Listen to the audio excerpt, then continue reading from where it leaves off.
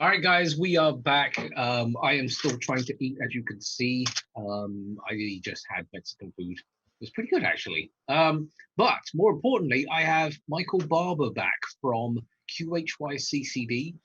And the reason why I asked for him to come back is we're going to talk about the 462, even though we covered it on the last one.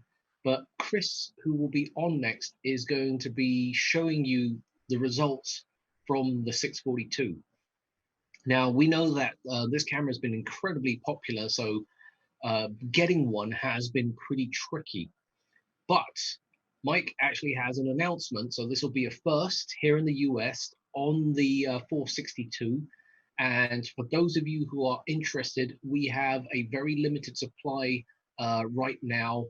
So if you are interested in getting one of these 462s, I strongly suggest that you pick one up probably before the end of this talk, because I've got a feeling we're going to plow through all our units. So Mike, I don't think we need to introduce you again because we're kind of pushed for time regardless because of Chris coming in at 5. So let's just get right into it. Okay. Well, thanks again for asking me to come back.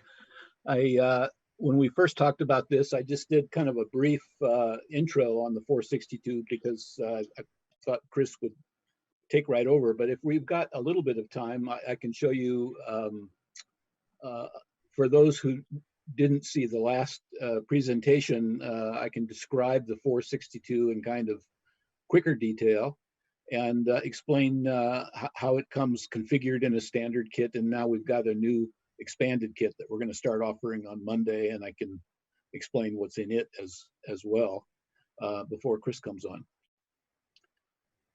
All right, go for it. So let me make sure I've got the right presentation here. Is that showing up properly? Oh, yeah. Okay, good. The 462 is, for those who didn't see the last presentation and don't know the camera, it is another in the line of the QHY53 series cameras, which are high-speed USB 3 cameras, and they are small. This is an 1.25" diameter barrel, so it's like eyepiece size. It fits in an eyepiece. And it's got on the back, it's got a USB port and a port for guiding. It's also a guider.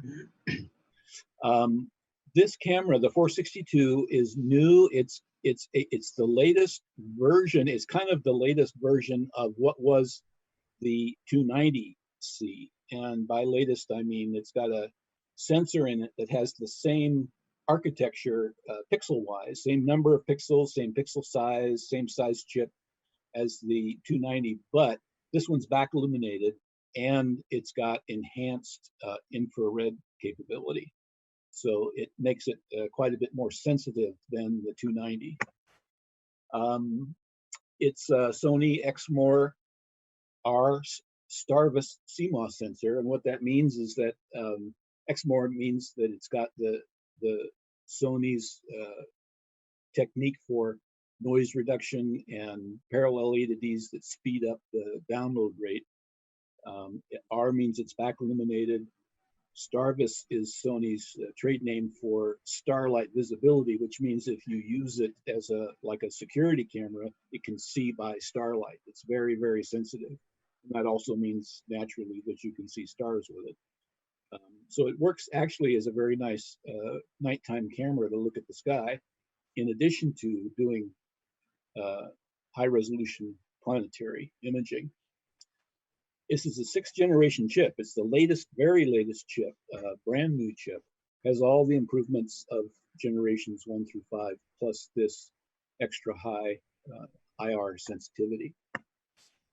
And what that means in terms of the way the camera performs, if we think of the quantum efficiency curves we usually see for cameras and color cameras, they typically look like this. There's in the visual range, you know, the red, green, and blue, and then in the near IR, they tend to, let me get a pointer up here.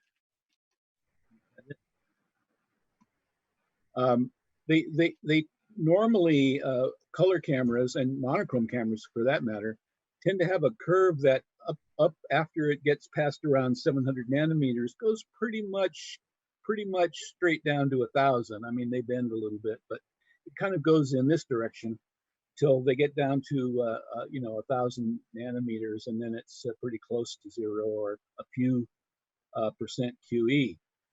Excuse me. But with this 462c in the near IR, the curves look like this, which give it a peak up around 850 nanometers that is equal to or higher than the quantum efficiency that it has in the visual range. So it's really kind of two cameras. It's a visual camera down here, and up here it's a monochrome infrared camera. And the reason it's monochrome is because the filters that are used on it use an organic dye that become transparent in the infrared. And so you can see all these, the red, green, and blue kind of merge together here about 875 nanometers, and it becomes a monochrome sensor at that point. And so what that means is you can slap a UV-IR filter on it, which blocks light above around 700 nanometers above the visual, and it operates like a normal color camera, a very high sensitive color camera.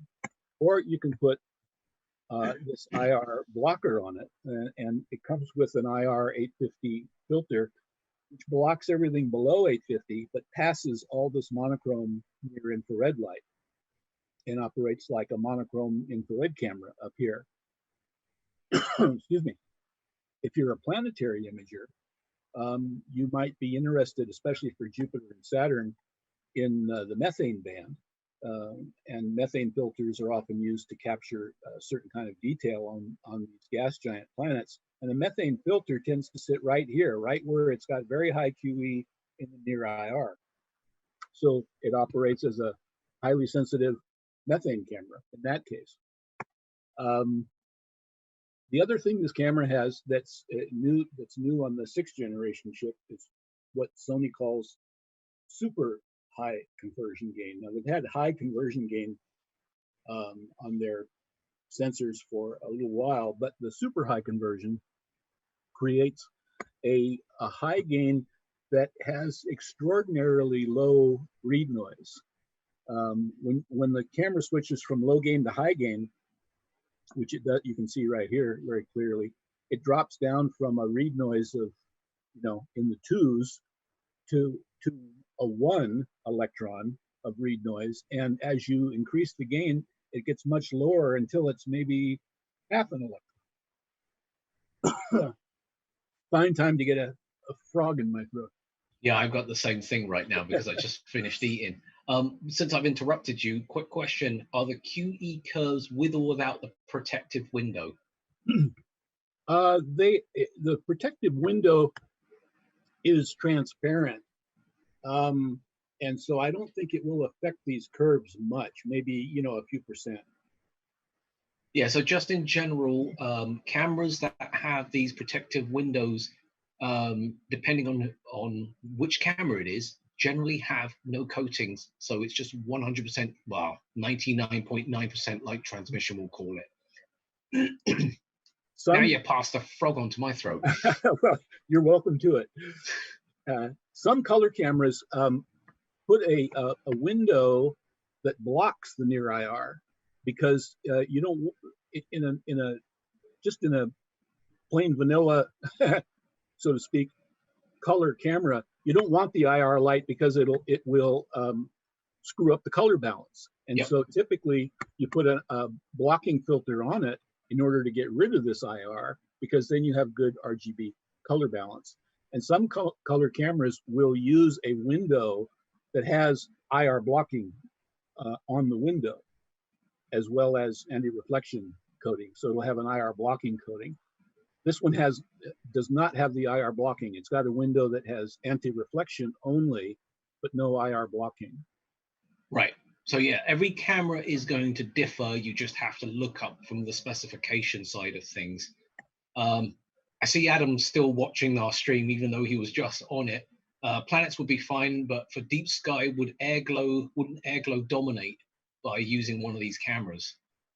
No, I think air glow is not it is not up so high in the infrared. In fact, in the infrared, you kind of see through a lot of scattered light that is, dust in the air. So I don't think I believe air glow is kind of down in this range, not up here in the infrared. I could be wrong, but I don't believe that's going to be an issue at all. The QE specs being shown are just the sensor, just so you understand that. It is the sensor only, just to make this clear. Yeah. Okay. All right, carry on. Sorry. I should also say it's an estimate. I mean, we say estimate up here to be clear. Sony doesn't give absolute numbers for their specifications. They never do. Yeah, we base this estimate on what we expect it's going to be. Okay, let's see. So high gain, you get so the benefit of this is you switch this camera to high gain if you're doing planetary imaging, because you don't need a deep well for like you would if you're doing long exposures, of something, and you want the lowest possible read noise if you're stacking, hundreds or thousands of frames to do planetary imaging, which some of the best planetary imagers do. And in this case, you can do it with very low noise contribution because of the low read noise of the sensor. This is an example comparing the 462 with the 290C. Same camera, everything's identical. Same light source, same light intensity, same exposure time, same pixel size. Everything's the same. Only difference is the chip. And you can see that the 462 really does outperform the 290. And this, by the way, this test image is only in the visual. There's no IR in here. If they had taken the UV IR filter off, this would be even more pronounced, I think. I'm not going to do the joke again about your cat. Yeah, that's. I know. I already done that joke last time round. I'm not going to do it again. They had to use whatever they could get, So,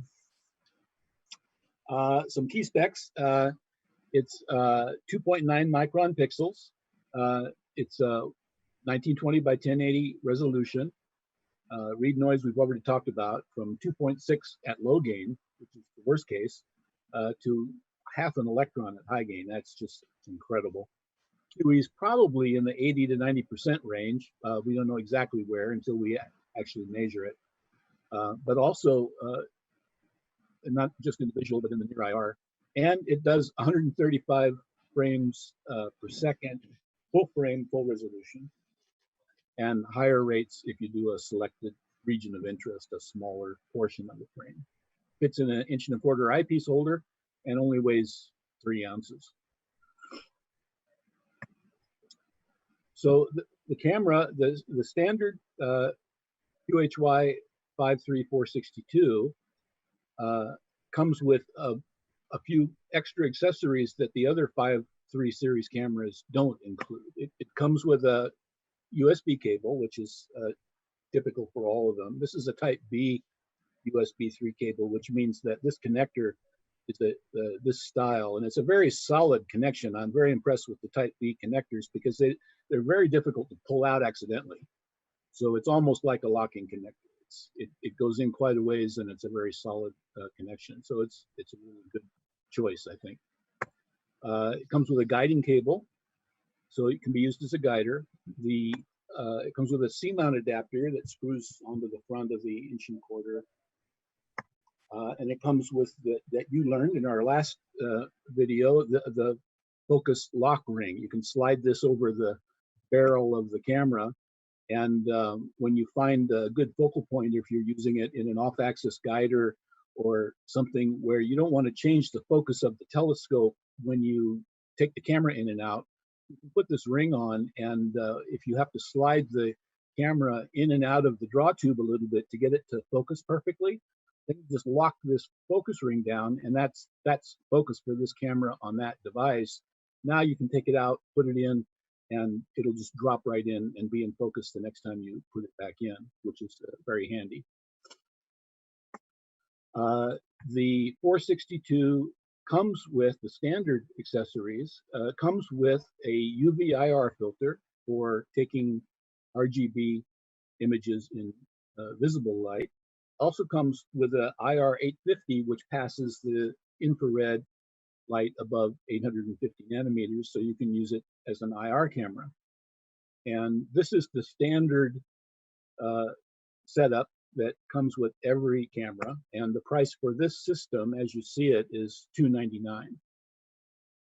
We just are going to announce, in fact, this weekend finalized it, and on Monday we will make it official. But we're going to add what's called an expansion pack to this camera for anybody that wants it, and that expansion pack will include a methane filter for planetary imagers and an all-sky camera lens, C-mount lens, and a CS, it's a CS mount lens, and a CS adapter. So you can put this this wide-angle all-sky lens on it with the CS adapter, point it up, and it's an all-sky camera. Or you can use the methane filter to do planetary imaging. You can use the IR filter for IR imaging, or use the UV IR filter for regular color imaging. And with the expanded kit, the price is $349, which is phenomenal. I mean, you can't buy, I don't know, you can buy, I don't know what 890 nanometer methane filters go for, but typically I would think they're at more than $50. So to get an all-sky lens, a CS mount, and a methane filter for an extra $50 is a really sweet deal. So that's the expanded kit. If somebody already has bought the 462 with the standard accessories and they want to add this kit, they can add it for $50.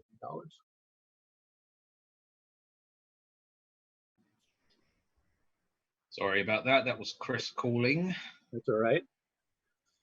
And so that's really the intro to the camera, I think. And now I haven't talked to Chris. I don't know what his experience was. So it's going to be interesting to see what he did with it. I know the last time we did a video on the camera, he had just gotten his camera and hadn't had the opportunity to go out.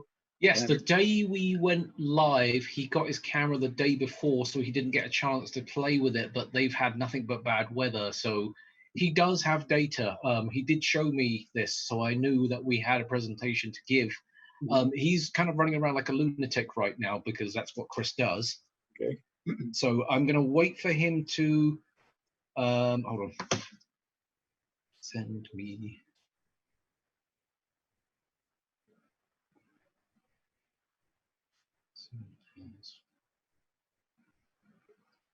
Yeah, so for those of you who don't know, Christopher Go is actually in the Philippines. We are here in California.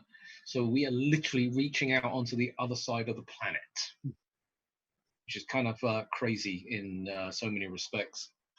But going back through what you were mentioning, we will have the expansion kits listed on our website. We currently don't have any inventory right this minute, but we do have the standard kit for $299. Again, we only have so many units left right now, and to be quite honest, they have literally sold out everywhere, and we were just lucky enough to be able to receive another inventory shipment.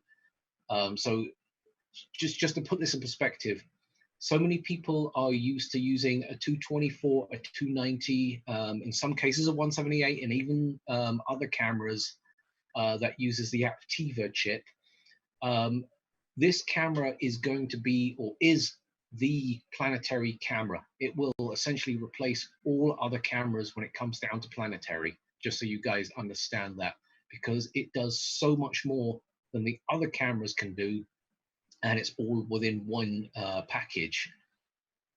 One quick question that I do have is, When you're shooting in IR, do you have to switch the camera to monochrome, or does it do something automatically, or does it essentially show a bayed image, but it's all monochrome because of the way the white balance, well, not the white balance, but the RGB line up? Yeah, I I haven't actually had a chance to use it myself yet. I'm still waiting for mine. But I'm sure that what happens is you get an image that is exactly like the color images you get when you're doing the RGB, except that it is monochrome. Right, gotcha. The camera itself, the electronics don't know that the filters are not seeing RGB. So it'll present the data to you as if it's RGB. It's just that it'll all be grayscale. So that's probably the interesting part of it here is when I'm receiving this IR data, let's just say I shot in the methane band. Do I have to run the process and debayer it, or do I treat it like monochrome? Do you know that part yet? I don't know that part. That's probably a good question for Chris.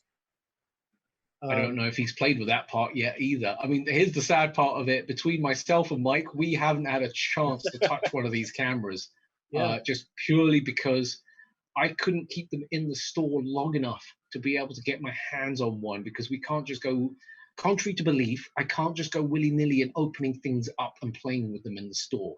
People think I'm allowed to do that, but I really can't do that because this stuff is packed. And if I touch it, it's no longer new.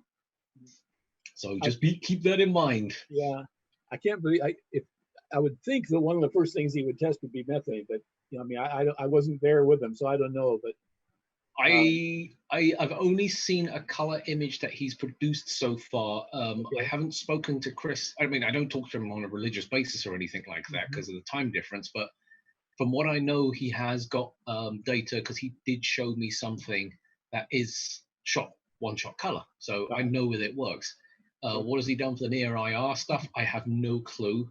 My intention when I finally get my hands on one is to shoot the ISS in IR, because that is the ultimate test. So, you know, there's a bunch of things that I'm kind of like interested in from a testing standpoint, shall we say.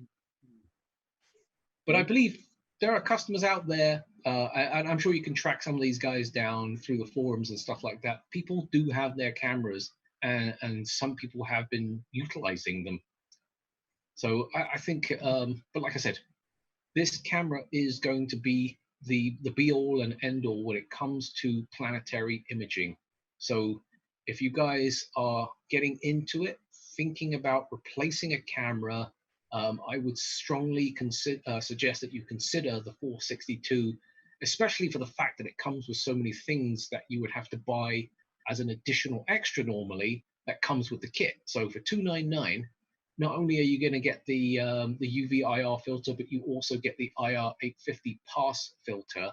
If you were to buy these two things separately, you know, the filter alone, you're going to lose what, $60–70 depending on who you buy it from, and that will just crank up the cost. Yeah. If Chris needs a little more time, I can run through the stages of generation of sensors on this chip. I don't know what he's doing, but for those of you who don't know Chris, he's very excitable, and I understand why he's excited to do this as well, because I haven't told anybody this part of the presentation, but he's got something that's a surprise for you guys. Sorry. The readout speeds. Yeah, I forgot to ask that question. Do you know what the difference is on the readout speeds between the 290 and the 462 are, specifically with the region of interest? So you know how they have a maximum frame rate of X amount. What is that frame rate compared to one versus the other? Yeah, I don't know. I can look it up. I'm going to see if I can dig out that information as well. Spreadsheets tend to show the full frame rate and not the region of interest, because the region of interest can be as small as like 10 by 10 pixels, which most people wouldn't use, but it can be a very high frame rate number. So we tend to just put the frame rate and then some options for lines, like 100 by 100. Yeah. Sorry, I've got to keep my eye on the phone at the same time because I do have to connect to Chris because I'm the guy that has to control his computer. Okay. I know it sounds amusing, but it makes it less stressful for him. Just to give a comparison, I'm just going to do 640 by 480. Looks like the frame rates you can get out of it, depending on what your bit rate is. 640 by 480 is 143 frames per second in 10-bit. In 12-bit. In 10-bit mode, you can get 305 frames. All right, guys, we are pretty much set. This is a bit of a rig. We do apologize for the crudity of how we're doing this, but hey, that's the great thing about technology is the fun things that we can do to get around these problems. So obviously, Chris, thank you very much for doing this. I know you're calling all the way from the Philippines, so it's a bit of a trek to get here. Do you want to move the microphone out of your eye or just lower it? There you go, because then it's it doesn't look like somebody's poking you in the face. So, Mike, obviously we're talking about the 462 camera. And Chris, what are your initial thoughts about the camera?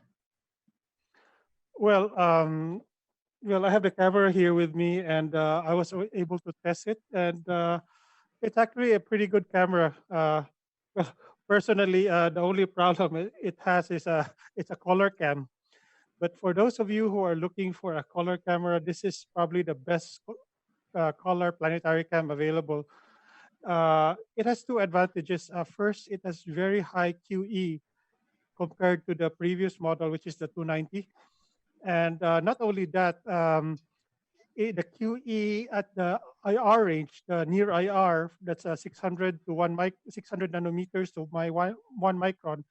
It's 2 to 3 times more than the 290.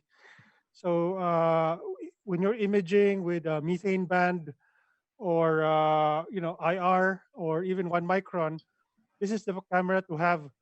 One thing nice about this camera is that after 800 nanometers, this camera basically acts like a monochrome camera because it basically passed through the green and the red filters. But below that, it's a little problematic. Example, if you want to image with a 620 nanometer IR pass filter, you can see the grid lines very obvious. I'll show it here. I have some images here. And this is the part everyone's been waiting for.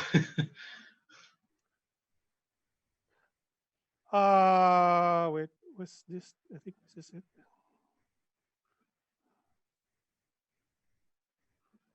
Now, just so we understand, this is the IR part of the band. Is that right? Yeah, this is the IR part of the band. This is a 620. Let me check. What's this one?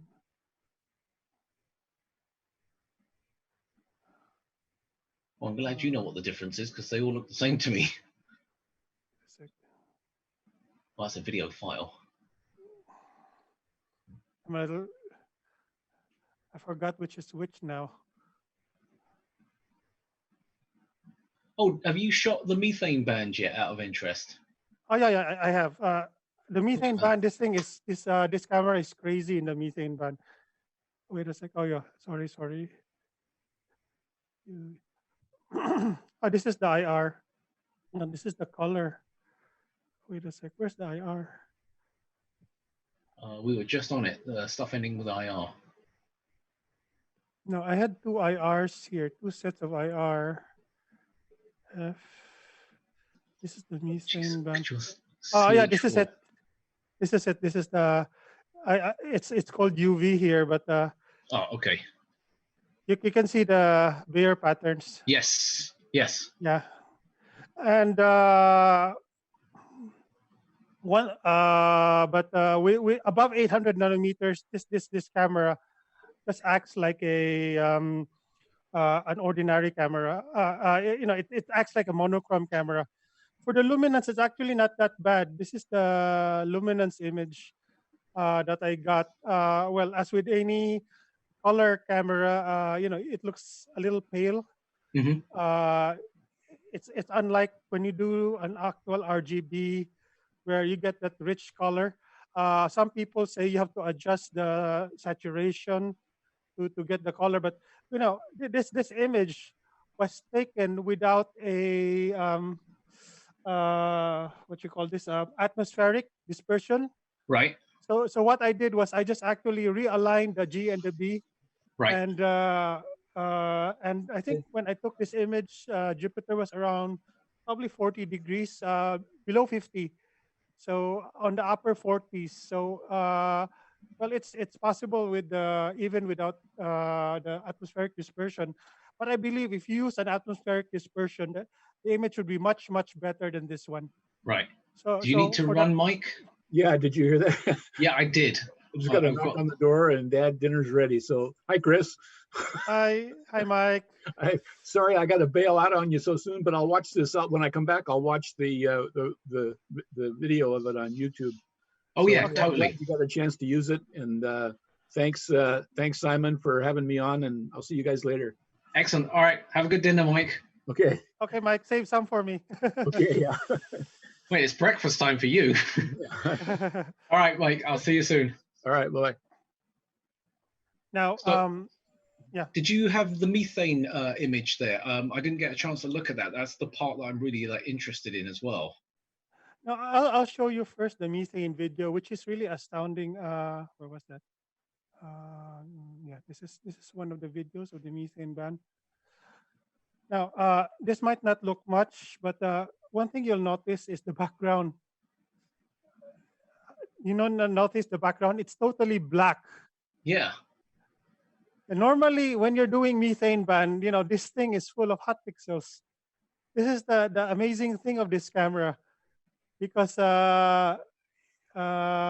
it's relatively, it has noise free compared to the 290. Right. In the background specifically. Yeah. Look at the background; it's totally black, and the image. This is just one image of the methane ban. Oh.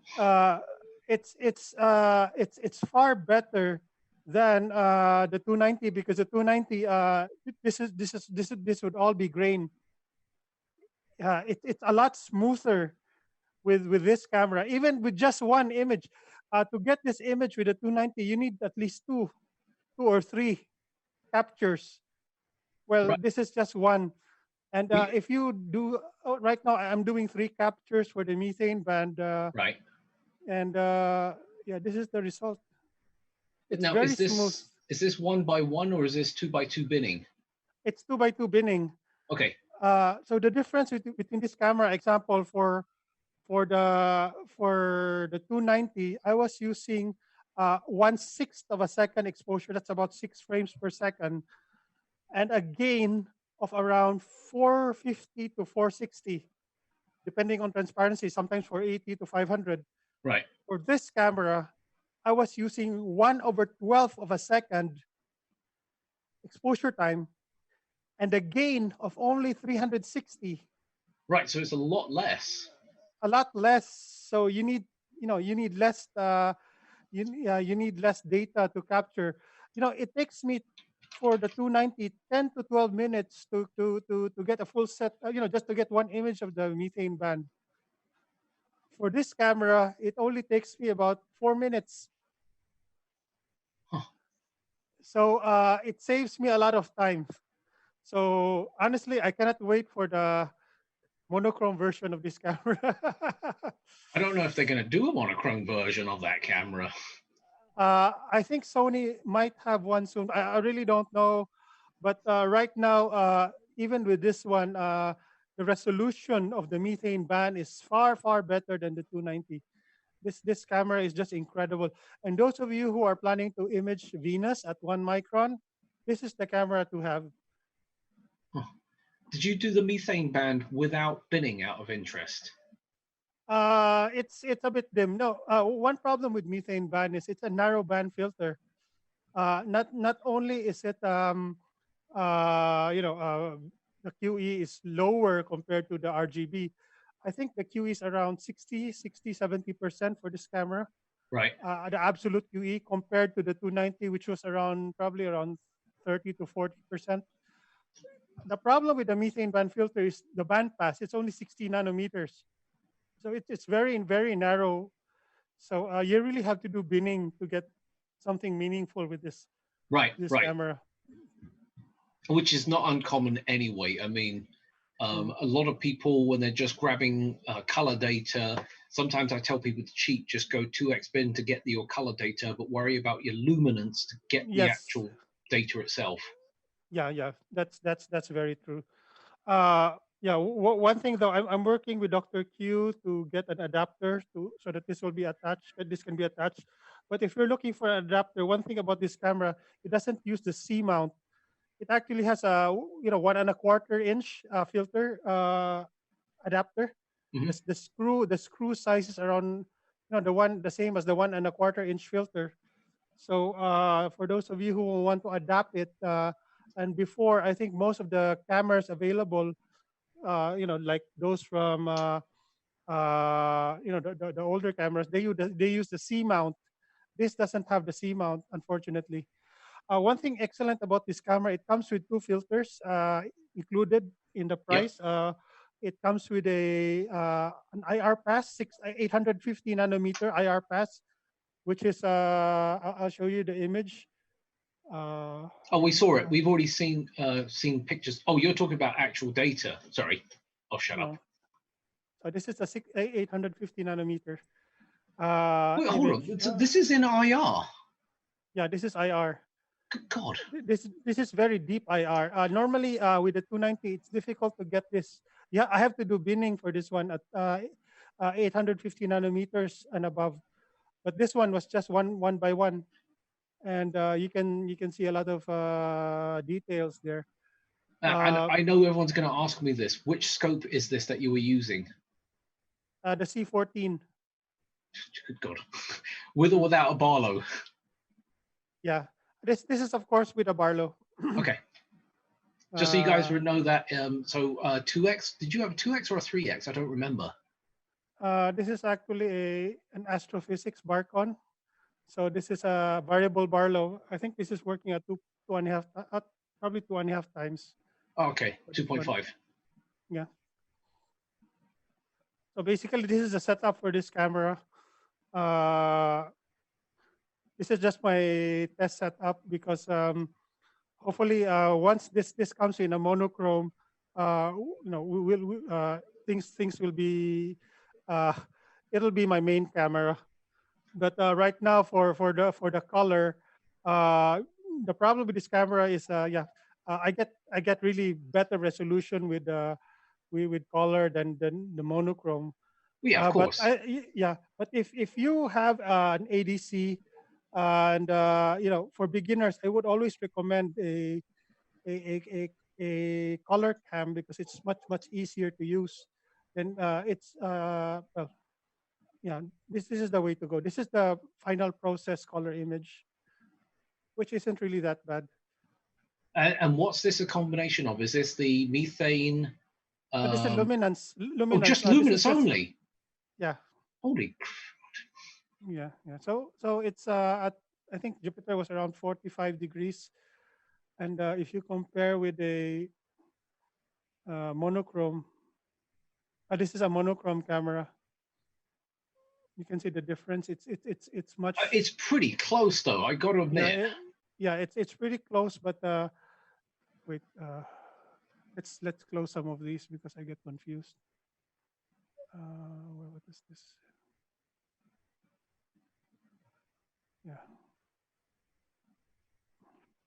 Yeah, so that's close. Mono and that's color. Yeah. I mean, I would say this: the monochrome on the edges of Jupiter look a lot better, but from detail from the middle, Yeah. it's almost indistinguishable. I mean, I would say it looks a little nicer for the mono, but if that's a one-shot color, that is pretty incredible. Yeah, I have to also say that the seeing at this time was has deteriorated a little bit. So it's not as the seeing is not as good as when I took this one. No, but even then, Yeah, yeah, but yeah, it's actually respectable to get color image. Imaging in color is far easier to do than monochrome, and it's faster. Mhm. Make sure that when you do, did Emil talk about how to process color images? no. He was just showing how that program works. We're doing stacking and processing on another day. Okay. Anyway, he's gonna talk about it. I think he'll do a better job talking. But make sure that you debayer. When you capture using a color cam, make sure you do it in the raw mode in fire capture. There's an option there that you capture in raw. Yep. Do not let fire capture debayer it. You do the debayering in auto stacker. So Right. yeah, there's an option here, color, so you can use these options. Um, just test out which one will work for you. You have to try which one and which is the closest, because to tell you honestly, the first time I saw the luminance, I'll show you here. I, this is this is how it looks like after stacking. Oof. Right. Yeah, so what I had to do is I had you have to understand that this camera, the color cam has 4 filters. Yep. So if you notice in this one, you can see it's 2 Gs. So no wonder it's greenish Yeah. or yellowish, because this camera is predominantly green. So you have RGB. So yeah, you have to figure out which is the configuration of your camera. And before you do, what I normally do is after this one, for processing color camera. Anyway, I'll talk a little bit of the workflow now for processing color, because it's different from what you do with monochrome. Monochrome is just straightforward. You process the R. Wait a sec, so I can have my video here. So with monochrome, it's pretty simple. All you have to do is to process the RGB, and then oh shoot, come on. No, don't close it. You just want to move it, right? Yeah, we'll just place it here. Yeah, there you go. Anyway, when we're doing monochrome, you just process everything monochrome. You don't have to worry about this one and combine it. But in this case, after stacking, what I normally do is first of all, wait, Registack is there. Sorry. You just open the file.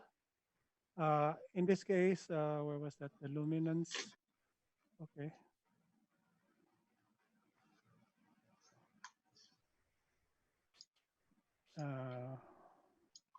I have my preset here. Okay. And of course, you save. Normally, I add W to. Now, what do I do? So let's clean this up first. I actually align it first and make it look better. Make it look like this. Okay.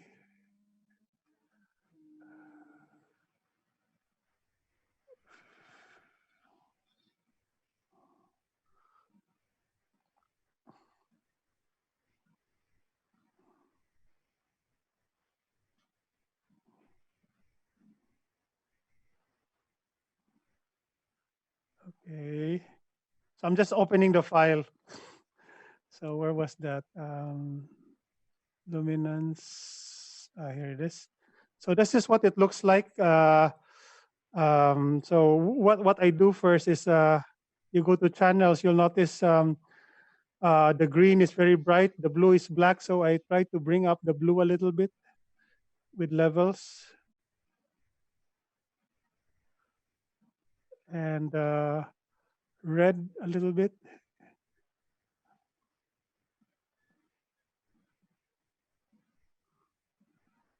And how does it look like? Okay, it looks a little better now. It looks decent. So if you notice, the red and the green, they're not aligned very well. So what I do is align everything to green. So it's just basically the same as I do with the monochrome camera, but with just the one-shot color. You notice the green data is far smoother than the red and the blue. Yeah, because there's more green pixels. Yeah. So we're aligned there. So what I do is I save this one before I do the derotation. So yeah, you didn't even have to do derotation. Not yet, because after you do derotation with this one, the image is far better. Oh, wow, really? That's what I showed you earlier. Remember this one? That one? Yep. So this is a derotated. This is already derotated. I mean, even an underotated. I mean, I wish I could get results as good as this. So basically, that's what you do when even with color, especially with you guys there in upper latitudes where the planets are very low. I still would recommend that you use a the ADC. So that the quality, I think, will be far better if you use the ADC than what I have right now. Cool. So so basically, this is how you do it with a monochrome. So you remember you capture in raw. Yep. You when you stack with debayering on auto stacker. That's where you debayer it. And by the way, when you're stacking IR, and this is what really drove me crazy. At first, when I was processing the IR 850 is no problem because as I said earlier, Jupiter acts like no, the camera acts like a monochrome above 850. But if you notice, if you're gonna process what's that other IR? Oh, I didn't save it. Sorry. If you're going to process the no, I didn't save it. If you're going to process the anything below 850, you have to actually debayer it, because if you do not debayer it, the thing will the result will look very weird. Right. You'll have a jigsaw puzzle coming out if you don't debayer it. So even if it's IR, yeah, you have to debayer it below 800 nanometers. Gotcha. So there is nothing that you set in the program to turn it from black and white or monochrome to color. You leave it as it would be, either raw, 16, or whatever the heck it is that you use. The problem is when you set it to monochrome, because of the Bayer grid, auto stacker is going to go crazy when it stacks it. Gotcha. Because that's what I did. I went nuts. Then I remembered, oh, this is a color cam. And when I debayer it, things that's when I got this one. Where was that? The UV. Where was that? CH4. Okay, here it is.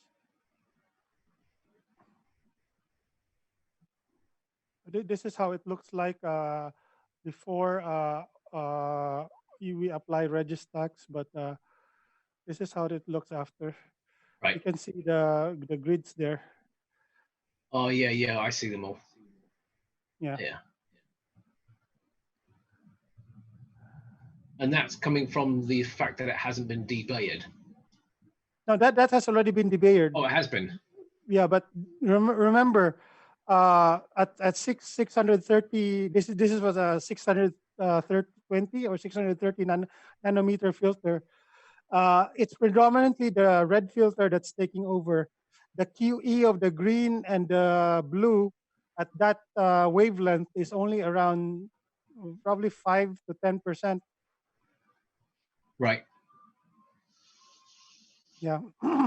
So so that's how you live with this color cam if ever you get one. And for beginners, I would say it's actually a very good deal, especially since it comes with an IR camera and also a UV IR. Right. Mm, so it's quite a good deal. Sorry, ice cream truck just drove past. Oh yeah, do they still sell that Oh despite the yes. lockdown? Oh yes. There's still the guy that comes through here. Okay. So are there any questions for this camera before we proceed with the rotation? We've been answering them as we go through. Mm. I've been asking them already, so you probably got the questions while we were doing that. So I think we're good. Yeah, let's move on. Okay, so we're gonna go through my workflow again. Basically, for AutoStacker, I defer it to the master Emil himself. I think, in fact, I'm going to go through his video again because in this thing we learn a lot, especially from the programmer. If we can do things better, then yeah. What I'm gonna go through is after you stack. Uh, I explained to you earlier what to do with the color. So once after stacking the color data with and debayering it, you go through Registax and apply the wavelets. And after that, you go to Photoshop and realign the colors. Of course, when the planets are high, above 70 degrees, you don't really have to do this anymore. But you might want to, because of the Bayers, the color is really way off from the normal what these planets are supposed to look like. So I would suggest that you go to Photoshop and basically readjust the color before you go to derotation. Now, what I normally do with a monochrome camera, so in this case over here, I have this is the last data. Unfortunately, here in Cebu, we're in monsoon, so I have this is the last time I image was over 2 weeks ago. So Oh, I'm only 2 weeks ago. Some of us haven't imaged the planets in months. so I'm having imaging withdrawal syndrome right now. Wait a sec. Let's start with this one. Let's go back to Registax. Now, one thing about Registax, I think I mentioned this in my previous talks, that it's extremely important to have the correct Registax, the wavelet settings for this camera, because basically after stacking, this is how the image looks like. It's blurry, but look at what happens when you enter the correct setting. This is my usual setting now. It's like boom. So it's like night and day. Real quick, before you go too far, somebody's asking about what about color correction in Registax when you're using the 462 RGB balance specifically, or RGB Align. Doesn't really make any difference which one you're using. Actually, I tried using the RGB Align, and I haven't really been happy with it. In fact, I discovered something when processing Saturn images that using RGB aligned, there seems to be a sharpening, something sharpening going on. But the thing is, the problem I have with it is that I had to restore because I'll show you. Let's do the RGB align. Where was that? Okay, this one. Yes.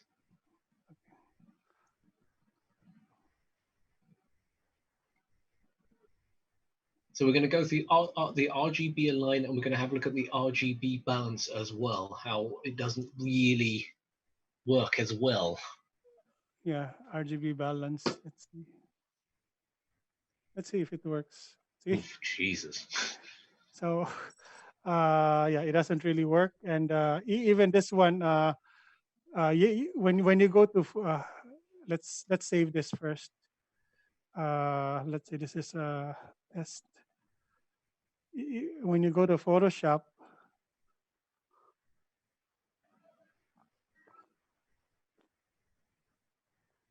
let's see if it works. No, it doesn't. Let's see. Adjust this. So while you're doing that, Chris, just to answer the people who are messaging. Look at that. Look at that. Oh boy, yeah. So it doesn't work. Nope, it doesn't work. So Chris prefers to do most of his color balancing within Photoshop, not inside of Registax. Is that correct? Correct, because it doesn't work in Photoshop. Oh, no, in Registax. In Registax, It just it doesn't work. So what's the point doing it?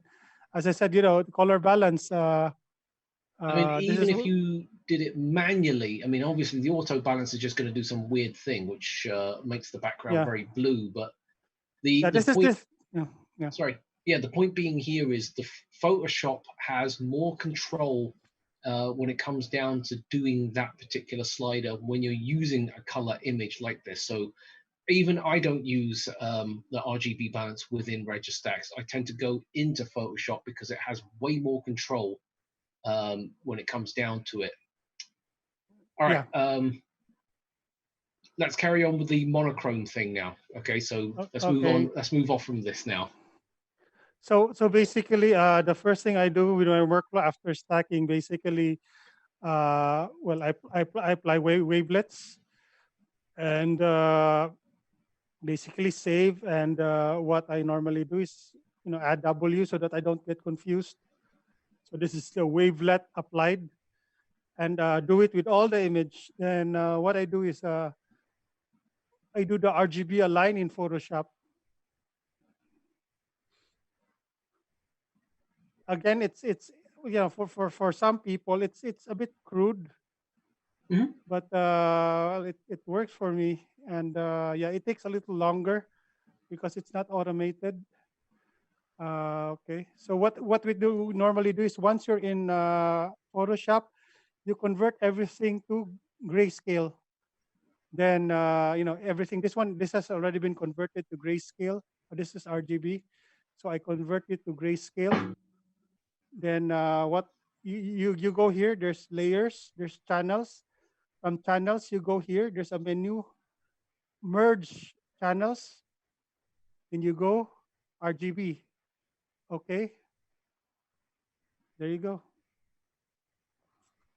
Then what you do is to manually align the RGB.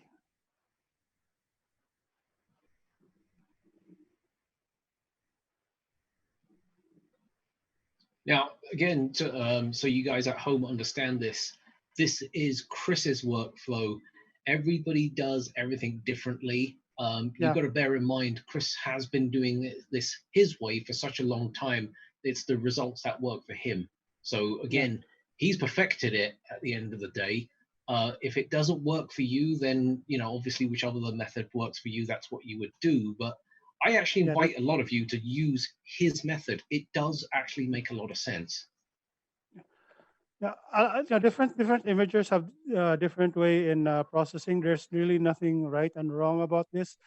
In fact, I'm still learning from other people from what they're doing.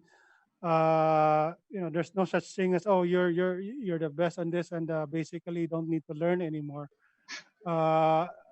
Even recently, I've discovered a new process on how to make things when seeing isn't great, make things even sharper. So every day, this is a learning process. You never stop learning. So I'm doing the color align for this because I haven't so you will see. So what you do is to move the channels. There's this button over here on the upper left side. You see this arrow. So you just press that, and you just go over each of the filters and basically use the the arrow keys to adjust. And now, is this derotated? Because it doesn't look like it. No, this is single RGB. Oh, okay. So This this is hasn't been derotated yet.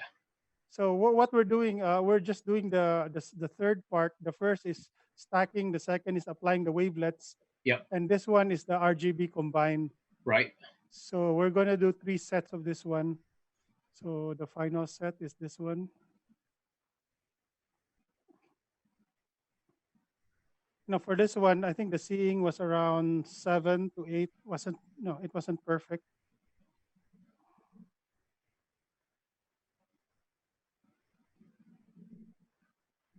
So you just use the arrow keys to align. Yep. And you can see my blue is really blurry because I think my blue was out of focus, but I really don't bother it anymore to get the right focus for blue, because after processing, you can just fix that problem with software. So what I have is I have 3 sets of color. I'll show this to you. 1, 2, and wait a sec. No, 15. 1, 2. Oh, wait. Okay, 1, 2, 3. So 1, 2, and 3. So what do we do with these 3? We derotate them. So for derotation, I use WinJu pose. So I think I discussed this earlier. What is derotation? This is stacking on steroids. Basically, what you're doing right here is you're stacking beyond what is possible with normal stacking. The problem with these planets is they rotate, and you have to basically adjust for the rotation, and this software is the one that does it. So this is WinJu pose. The first thing you have to do is to make sure that you have the right planet. So you have all the planets here. So you use Jupiter. I wonder why they have the sun here. But anyway, so you choose Jupiter, and next you go to recording. So image measurement. So the first thing you do is okay,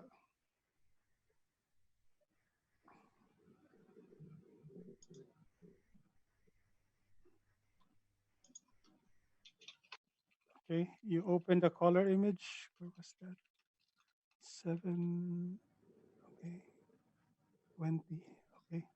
So this is the image. So what you need to do is to have these grid lines close to the image. Ideally, you would want to have one of the moons close by, but in this case, since there were no moons, what I normally do is, first of all, I press F11. This is the F11 key.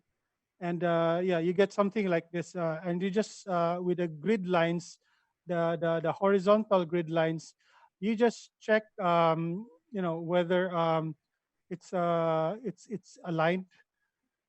It's done a pretty good job of it, though. Yeah, it does. This is something that you have to I have to change, though. I made a mistake with this one, and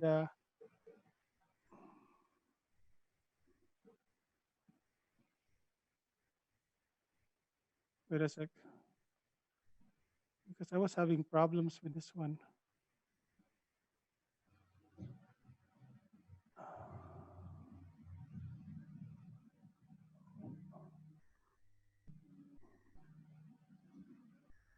Now, what is LD? This is the limb darkening. Wait a sec.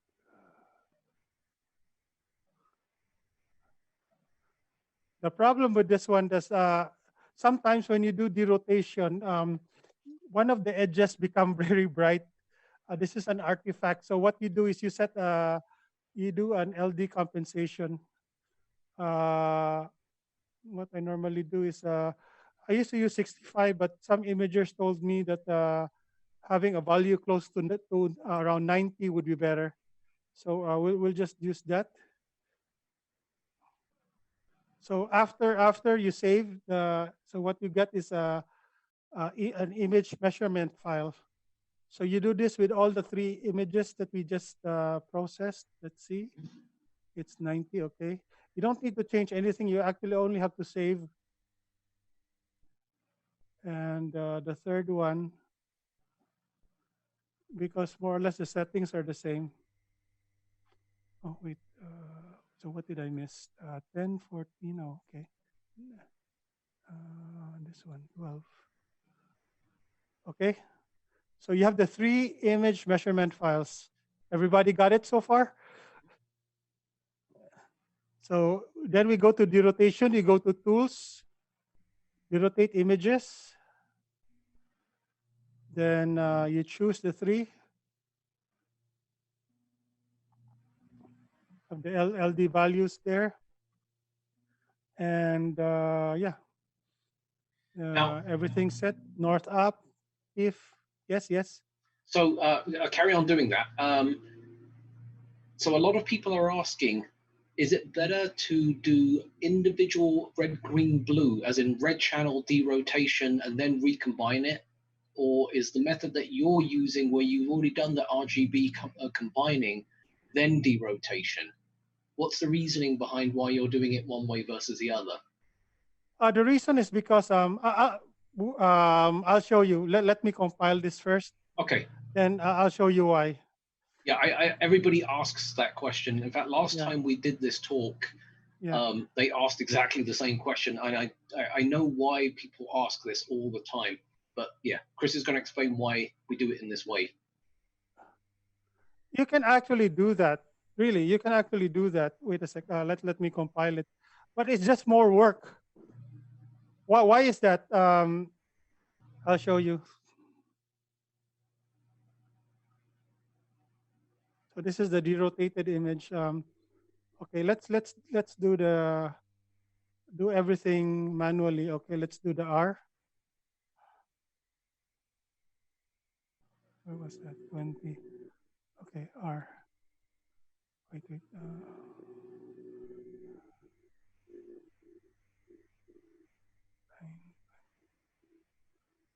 Now, one problem is that the position of the R is not perfect. Wait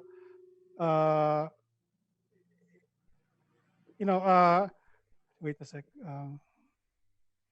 If you compare with the G, you notice there's a shift. Yeah. When you do the R and the G, so you can actually. Oh, wait a sec. No.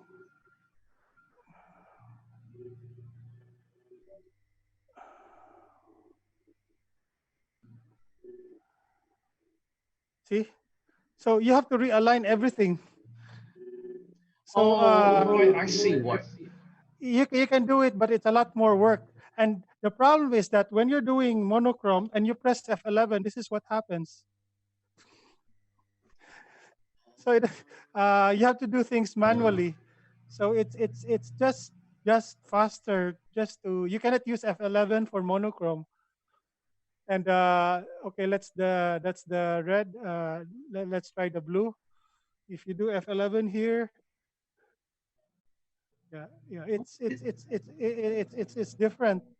So you're gonna go crazy, or it's gonna take a lot longer to realign everything rather than just do the RGB align. And when you have the color, remember I forgot to say it, but I said it before. When you do the Photoshop color align, you fix the green and align the red to the green and the blue to the green. That's why I do that. Right. That makes perfect sense now. So hopefully, does that answer everybody's question on the reasoning why Chris does it in this particular way? If you're doing your grid alignment manually, then obviously that method works. But if you're doing the F11 method, it doesn't work when it's a monochrome image, depending on which channel you're looking at. And what you'll end up doing here is you're going to get this slight turning effect almost of the planet. And when you try to put them back together again, they're slightly misaligned. And I'm talking from a clock rotational standpoint, No, it's derotation. No, this is not actually the clock rotation, but the position of the R and the G and the B after stacking. So if you notice if you compare it with the R, Yeah, I'm not talking about the planet's rotation. I'm talking about the actual grid lines they move. Yeah, yeah. Not, but you know, the actual alignment of the horizontal vertical alignment of the planet, of each channel. No, no, not the planet, but the channel. So this is the red, and you can see the green shifts up, Yep. and you have the blue as another shift. So you have to do everything manually to realign everything. Uh, in the end, yeah, it's just faster to do the RGB. Cool. All right. Does that clear that up for everybody? I know one person said yes, so that's good. Okay. But in the end, if it works for you, then you know it's actually because after this one, I'm gonna show you something which is really fun. So this is the rotated image. So all you do is whatever process you have, you use your own process to final sharpening, do a little color adjustment with the image. So again, you know, it's your call on what you do want to do the process. I have my own. Um, right now, I'm trying to change my workflow because I discovered something new. I'm still trying to perfect it, and I'll probably give a talk of it once I perfect the new method. Yeah. Yeah. Okay. So let's move on. Now, the next thing I'm going to talk about is something which I did earlier this year, a few weeks ago. You know, around the time of my birthday last month, I got an email from a friend. Her name is Amy Simon. She works for Goddard, and she's the head of OPAL. This is the Outer Planets Legacy, Outer Planets Atmosphere Legacy project of the Hubble Space Telescope. I worked with her for years, and she said, you know, we have some fresh images from Hubble, and we want you to play with it. And I said, okay. So I went to she gave me some information on how to, where to or the details on the data so I could download it. So I went to the Hubble archives and downloaded all the data. Now, the thing is, a lot of people ask me, how do you process Hubble data? Now, Hubble data comes in, first of all, you have to learn how to download it. There's a manual here. Uh, it's, it's,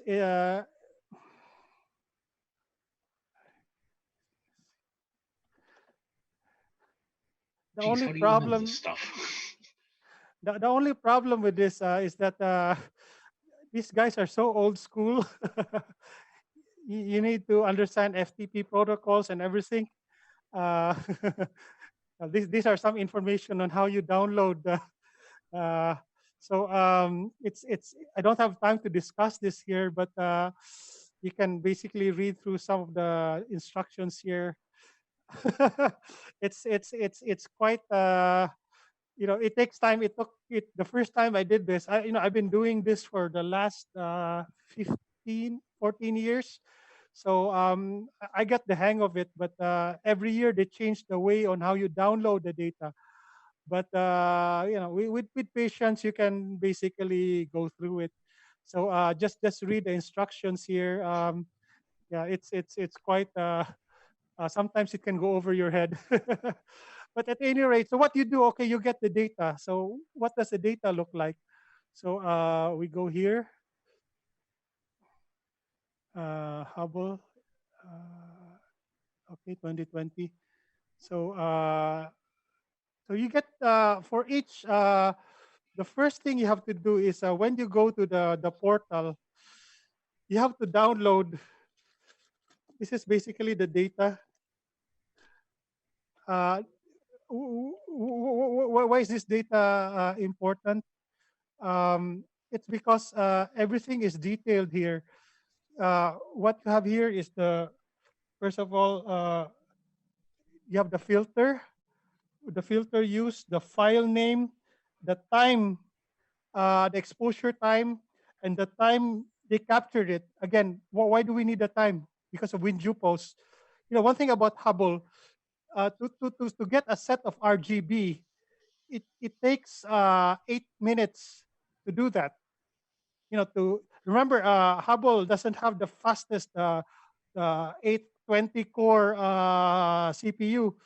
Hubble has a Pentium 1 CPU. I wonder if those of you who are still understand how what that computer is. A Pentium 1, a single core, probably 66 megahertz CPU, not gigahertz, megahertz CPU. So that's what Hubble has up there. It's not really state of the art. Remember, the last servicing mission was many moons ago, many years ago. So once you have this data, you then you can work with it. Now, it has all weird file names. So the only way to interpret it is once you download it, you can get a manifest list, and in the manifest list, all the data is there in the manifest. Now, what software do you need? There's a software. Actually, it comes in FITS, but it won't work with MaximDL. It will not work with Registax. It will not work with WinJupos. The only software that works with it is a software called FITS Liberator. You have to download it in the Hubble site. Just Google FITS Liberator, and basically, what it does, it converts the files, the Hubble files, into TIFF or whatever format you want, or PNG or whatever. So what you do is first let's open the file. So this is the directory. So it comes in directories, and each of these is a filter. What's this? It's IE030ESQ. Okay, this was taken by a 631 nanometer narrowband filter. So this is basically at 631. Technically, this is infrared, but this is red. Now there are three files: DRZ, FLC, FLT. You would want to use the DRZ. This is the corrected, because the others are, one thing about Hubble. I know you might think this is crazy, but the camera, the imaging chip from the light train, it's not flat. So when it hits, it's angled a little bit. So you'll notice, especially when you open this one, when you try to fit it in WinJupos, the image, it will not fit, because it's distorted on one side, because the camera is tilted. I don't know why they do it, but they have software to fix it. But that's how it is with Hubble. So the DRZ is the corrected image. So this is what you want to use, the DRZ. So when you open it, okay, so there's the image. So what you want to do is, one problem with this is that I have to adjust this one so that you'll notice. If you notice that during the press release of, I don't want to criticize those guys that work with NASA, but if you notice that their image, where was that?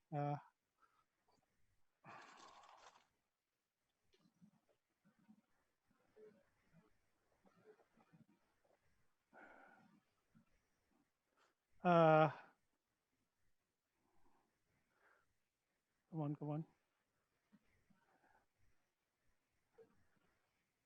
There. You'll notice this area over here is burned. No, we don't want to do that. So what you do is, you notice here when you open it, it's initially burned. So you increase this one, the white level, to 4,000. Let's see what happens. Was it 4,000 or 40,000? Let's see. Okay. You notice it's a lot better now. It's not burned anymore. Okay. So that's what you do. You save it, save the file. Normally, I save it in TIFF format. Okay, let's just save it in TIFF format. So this is what you do with then let's go to open file. Let's go to the second one. So the 30 ETQ, this one has 502 nanometers. So technically, this is around the green. Again, you'll notice it's burned.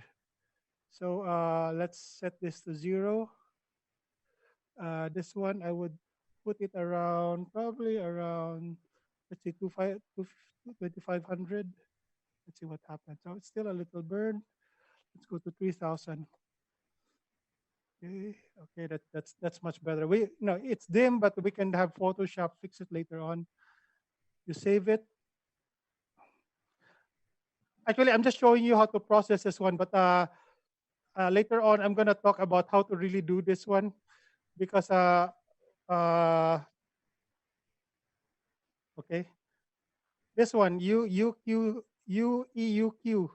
Now, a lot of people are talking, telling me, now are Hubble images real color? Is this a real thing? Now, this filter to get the blue, this is not blue. This is around 395 nanometer, which puts it on the violet end of the scale. So let's see, let's do this at 1,000. What happens? Okay, we save and TIFF. So you get you get how to use this software now. You just set everything to manual, and you just play with these histogram levels to make sure that it's not overburned. Now, what I actually do is that let's go to the files. So these are the files.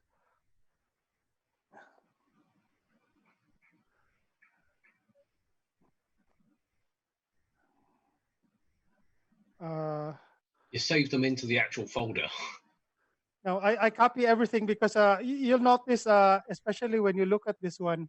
If you look at all the data, if you just go through the file names, you're gonna go crazy. So what I do is, you have each of the filters. I copy all the RGB files into one folder. There's actually 4 pages here. Oh, so, God. I thought that was just one page. No, this is 4 pages. So I copy everything on one folder, and the next thing I do is I change the file name into WinQPost format. How long does this take? It took me 2 days to process everything. Oh my God! Because it is a lot of data. This is a lot of data. So so you have to be patient and do things one at a time. So you have the DRZ here. This is the DRZ file which I converted to so that I won't get confused. I just change everything to WinQPost format first before doing Fitz Liberator. Then with Hubble images, you don't need wavelets anymore. Well, yeah, because you don't have those problems. Yeah, you don't have the atmosphere problems. What you do is you go straight to WinQPost. So now what you do is when you open the WinQPost file, you notice that where was that? Oh wait, I have to go to the right planet. This is Saturn images, so you go to Saturn for recording. Okay, where was that? HST.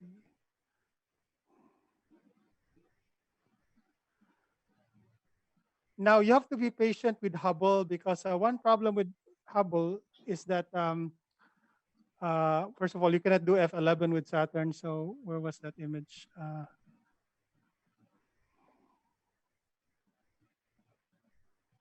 Hey, where's the outline? Zoom out. Okay.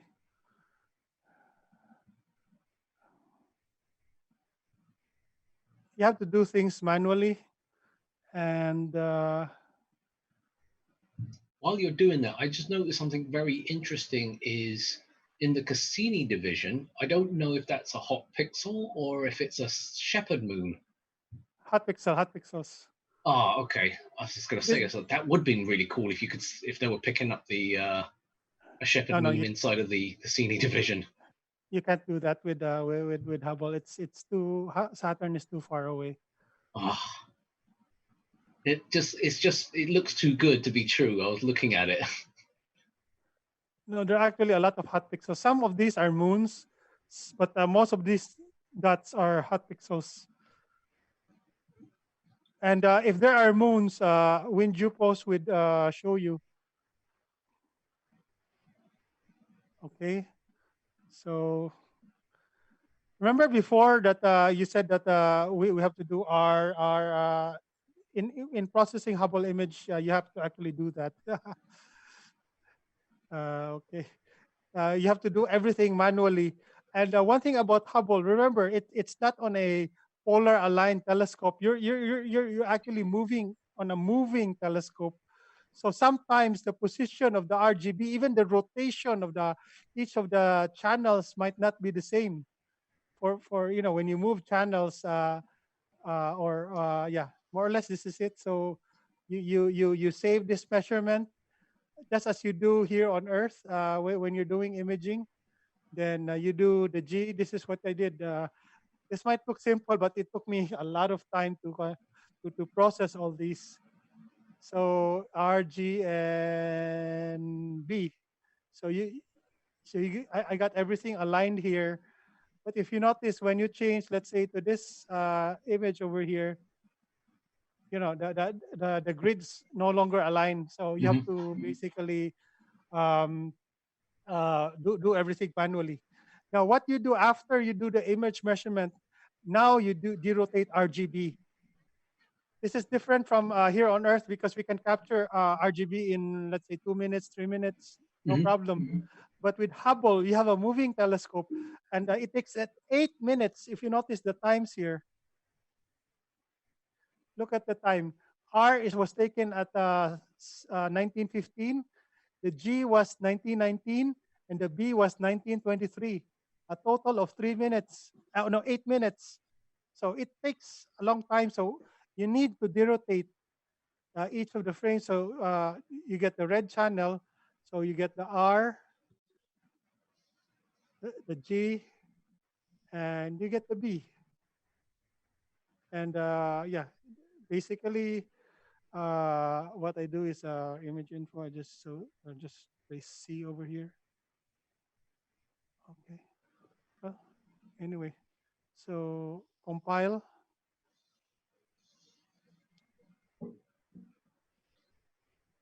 There you go.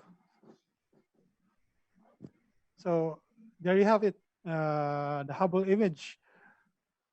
Now, one thing about the guys in the Space Telescope and Science Institute, they're not very aggressive when they process their data. So you'll notice that you can actually sharpen the images more. So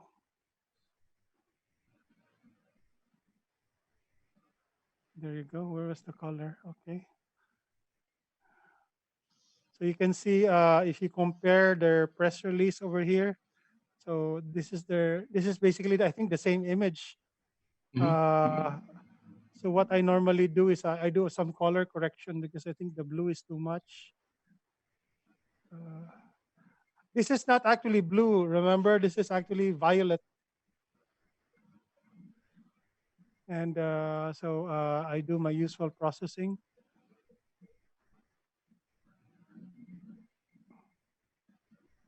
So you notice I have a new settings over here, HST.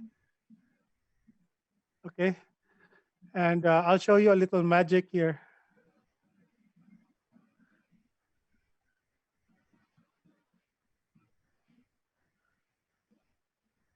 Wait a sec. I think I can do a little more.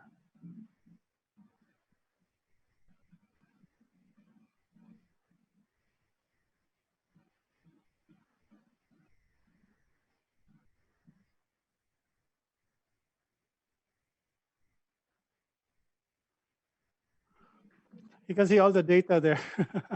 Jeez, yeah, I know you can see every. I mean, I know you're overcooking it on purpose, but you can see every single ring. It's just nuts. Yeah, and yeah, these are the data that the pros need, but this is their press release data. You cannot see anything there, but this is my actual process data.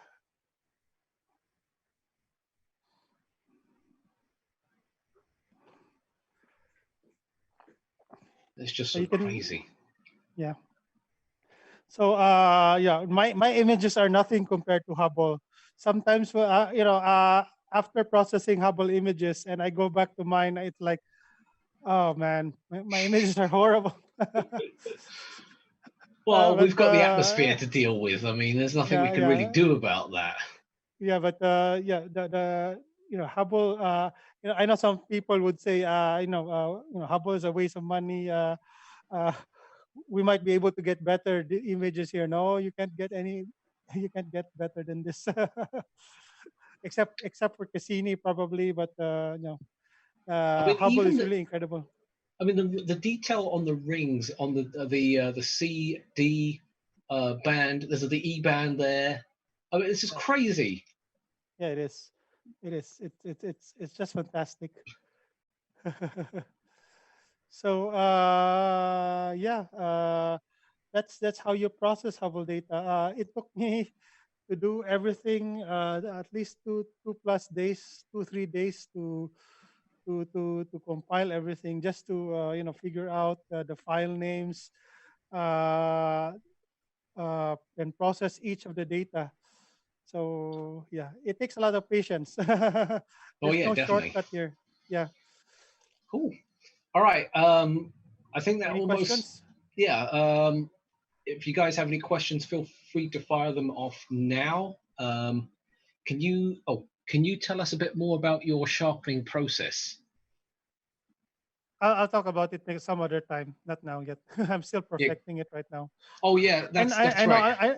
I know a lot of people have been asking me about that, but right now, uh, so far it's been good, but there's still some settings that I'm not happy with. We'll get back probably in a couple of months once I get more data and get more hang of it. As this imaging is a learning process. It takes sometimes weeks and months, especially for me right now since I have it's been cloudy for quite some time. So yeah, I'll talk about it soon enough. But I think you saw part of it Yeah, no, already. yeah, we saw part of it. So for those of you at home watching that, if you didn't quite see that, the filters that he was using is Topaz, Topaz. It's the suite of filters that they have, and a lot of people in the astronomy world, not just for planetary, but for like deep sky imaging, lunar and solar and all that kind of stuff. Um, it has multiple functions, so it's a great filter or a set of filters to use is Topaz. Just for those guys who are wondering. Yeah. All right, Chris, Okay. we're going to wrap this up because even though you only spent, what, an hour 15 with us, I've been on since 11 o'clock. So it's a very, very long day for me. And quite honestly, I am dying sitting in this chair. I think I'm stuck to the damn thing. Okay, guys. Actually, before we get cut off, Nick versus Topaz. Long story short, as far as I know, Nick no longer exists. They got bought out by Google, and then they became something else. It's DxO now. DxO now. Actually, I use both. Yeah. There's still a free version of Nick that you can still get in the internet, and it works with older versions of Photoshop. But for the newer version, you have to buy it from DxO. Yes. DxO Labs. Yeah, I'm still using the free version because it works for me, and it has actually some very powerful sharpening tools. Oh yeah. No, it's. I mean, Mm. they had to monetize it somehow. They can't give Yeah, everything yeah. for free. Yes, that's true. Yeah. All right, Chris. Again, thank you very much. We will have you back when you get this workflow going and have it documented in a way where we can do a proper presentation so we can go through step by step so people get the idea of this. Okay. Of course, for those of you at home, we have a very limited supply of the 462 cameras. If you're thinking about buying a planetary camera, obviously now is the time because it's planet season after all, but that would be a good camera to get your hands onto. I already checked on my online orders. We have sold a couple already, so don't hesitate, don't wait. Once we're sold out, it's going to take us a while to get more back in. And as far as I know, everybody else sold out. We just got lucky with getting some. I have to remind everyone, planet season has just started, and we're going to have a very good Mars this year. Mars is going to be in the northern hemisphere this October, so it's time to image. That's a great time. Last year or 2 years ago, when we had the Mars opposition, it was deep south, Mhm. and this year we're going to have it, in our ballpark. It's going to be very high in the northern hemisphere. So let's take advantage of it. And there's a lot of interesting things happening in Mars right now. I think a couple of imagers caught some dust storms, and I think there was this high altitude cloud that was seen last week in Mons Acreus. It's Oh, one of really? the tall, yeah. Oh, okay. This is not no, the volcano didn't erupt, but it looks like that. No. But a lot of people were fooled because it's an elongated cloud that seemed to emanate from this volcano, and it looked really like a cloud that came out from the volcano. But when they had the orbiters there in Mars look at it, they saw that it's just really a long cloud. Right, it was just Nothing to do. chance. Yeah, but chance. But the thing is, it happens many times, and it's always like that. So it's going to be interesting. So there's also some dust storms and also some high altitude clouds coming out on Mars. So it's going to be good to keep on imaging Mars, especially since it's going to be big this year. And it's not going to be covered in a global dust storm, which is more important. Please don't say that because it might happen. Knock No, it on wood. won't. It won't. It won't. We don't want to talk about it because I'm not superstitious, but when this camera arrived, I have nothing but rain. Before this camera, I'm not kidding. Before this camera arrived, I had clear skies. I could image no problem. But as soon as this camera arrived, I had only one chance to image it, and after that, it was just cloudy. So I hope it's not what a friend of mine told me, that I'm gonna get 462 days of clouds. Oh boy, here we go. All right then. Okay, Chris, thank you very much once again. We will have you back. We're going to probably be back in about 2 to 3 weeks. I don't have a outline of any other guests just yet, other than hopefully getting Richard Wright to come back to do his actual talk on CCD versus CMOS, because we were going to have one heck of an open debate for this particular event. And it's just an That's awful gonna be shame. crazy. Oh yeah, I know it is. It's going to be nuts, and it's a shame that he had a work commitment that he had to attend to. So unfortunately, he had to dive at the last minute. And again, I can't thank Adam Block enough for filling in the last minute. I'm actually saving Adam for something else, but I guess if he's okay with it and he's happy to keep on talking, then hey, there's no problem with having him back. So if you guys got any suggestions at home of things that you want to see, feel free to get in touch with me. You can contact me at my email address, simon@telescopes.net. And of course, check out our website, telescopes.net, and buy all these weird and wonderful things that we sell. Just bearing in mind, because of the COVID outbreak and things like that, don't waste your time on paying for 2-day and overnight shipping. UPS just can't seem to fulfill overnight shipping, and it's not because we're being slow, it's UPS is being slow. So I generally would say to people, don't bother with doing next day delivery. It doesn't speed anything up. If anything, it makes it worse. So I can drop by the store tomorrow. Sure, you can come by tomorrow if you can get on a plane fast enough. Yeah, the problem is we're on lockdown right now, and yeah, it's been actually things are better here in Cebu, but yeah, it's the past few months have been surreal.